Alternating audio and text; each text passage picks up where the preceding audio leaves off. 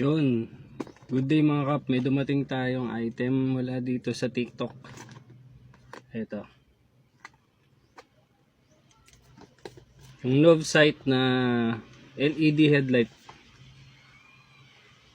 H4 yung ang gagamitin natin para sa ating DA64W.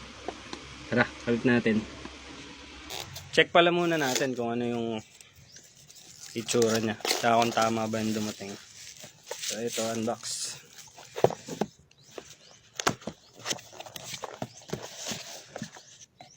H4. Yun. Tama siya. So ito yung kailangan natin.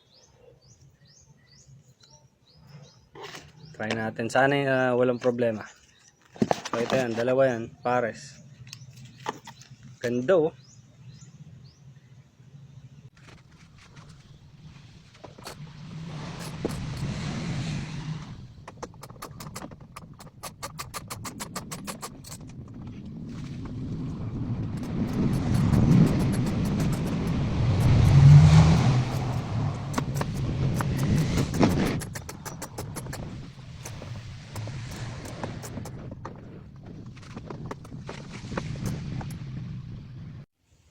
Pagtatanggalin nyo nga pala yung headlight, meron lang siyang bolt dito, dito, tsaka dito. So, ayun, natanggal ko na yung mga bolt. 10mm siya. So, babaklasin ko muna, tapos pakita ko sa inyo yung loob nito. Yan, so, natanggal na natin kasi medyo mahirap siya rin hilahin eh. Tapos, ganyan nyo lang. So, ayan, makikita mo na. Ito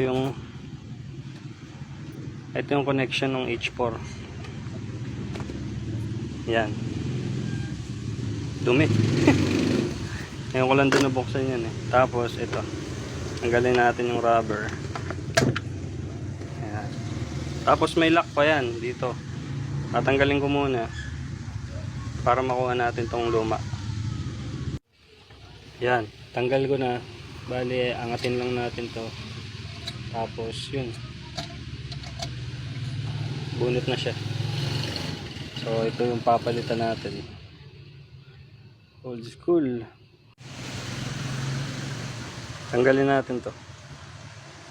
Yan, itong rubber na to natanggal. Kabit natin dito. Ganyan. Tapos lalagyan mo na yung rubber. Yan.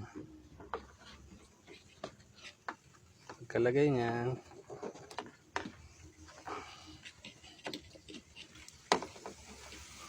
saka natin ito ilagay. Yun, swax. Yan. So may indication naman eh. Ito yung up. Ayan. So dito siya sa taas. Tapos ito, connect natin dito.